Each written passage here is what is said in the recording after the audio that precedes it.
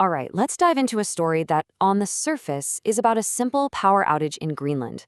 But as we're about to see, it's actually about something much, much bigger.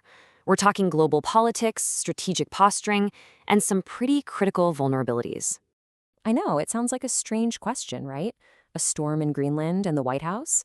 But believe it or not, the answer connects a pretty local infrastructure problem to the absolute highest levels of international diplomacy. So let's unpack exactly how these two worlds, which seem totally separate, just slammed into each other over the course of a few days. Okay, so to really understand what happened, you have to know that before the lights even flickered in the capital, Nuuk, the world's attention was already laser focused on Greenland. But it wasn't because of its power grid. Nope, it was all about its strategic location on the world map. And what's just wild is how fast all of this happened. I mean, look at this timeline. For a couple of years, you had US President Trump making bids for the territory. Then, boom, January 21st, 2026, a framework deal is reached with NATO. And that's basically just an early stage agreement on security and investment in the area. And then, just 3 days later, the lights go out. I mean, talk about whiplash. In just a handful of days, Greenland goes from being this abstract piece on a global chessboard, something world leaders are discussing for its shipping lanes and resources, to a real community on the ground dealing with a very, very immediate crisis. So, with all that geopolitical buzz happening in the background, life for the actual people living there was about to get, well, abruptly interrupted. 20,000. That's how many people live in Nuuk, the capital. We're talking about an entire city, home to about a third of the whole country's population, that was about to be plunged into total darkness and cold. So picture this. It's around 10:30 at night on January 24th. You're in the middle of a Greenlandic winter, and just suddenly, everything goes silent. Everything goes dark. The city's main power source, this big hydroelectric plant, was just gone, cut off. So what happens when a whole capital city just loses power like that? Well, the official reason was pretty simple, but the consequences? They were anything but. It was like a chain reaction that hit every single part of daily life. Right, so this is the official word that came from Nuuk, the state utility company. And you might be thinking, okay, this has to be a cyber attack or some kind of sabotage, right? Nope, it was something way more basic. And in a way, that makes it even more telling. It was just strong winds. Strong winds that took out one single super important transmission line. And yeah, this was about way more than just the lights going out. The failure of that one line set off this crazy domino effect. The internet, gone. And that's a total lifeline in a place as remote as Nuuk.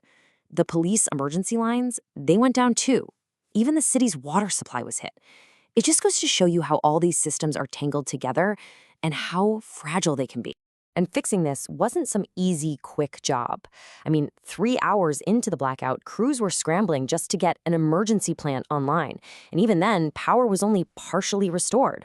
It really puts a spotlight on the huge challenge of just keeping things running in an environment that's so harsh and so remote. Okay, now this is where the story takes a really fascinating, almost unbelievable turn. Because the timing of this blackout, it wasn't just interesting because of all the politics. It was also just bizarrely coincidental with something the local government had just done. I mean, you really can't make this stuff up. Just days before the whole capital loses power, water, and communications, what does the government do? They publish a brand new brochure for residents on how to prepare for a crisis. It's like the blackout was an unplanned, real-time stress test of their own advice. Literally overnight. So that really makes you wonder, doesn't it? Was this whole thing just a freak accident? A case of bad luck with the weather? Or was it something more, like a very stark, very real demonstration of just how vulnerable this strategically important place actually is? And this is really where everything clicks into place.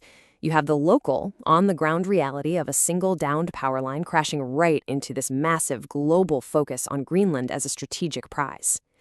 It's like there are two different Greenlands, right? On one side, you have the global view, Greenland as this strategic territory, a prize that presidents are bidding on, the site of a new NATO deal. Then you have the local reality, a remote community that depends entirely on single-point infrastructure, making it super vulnerable to something as simple as a bad storm. And here's why that matters. A place's strategic value on a map doesn't mean a whole lot if its basic day-to-day survival is that fragile. And that really leaves us with this final question to think about. As all these global powers focus on Greenland's strategic location, who's focusing on the strength of its power lines? The blackout in Nuuk is a powerful reminder that a nation's real strength isn't just about its place on a map. It's also measured by the nuts and bolts that keep daily life running. So you have to ask, which is more important in the end?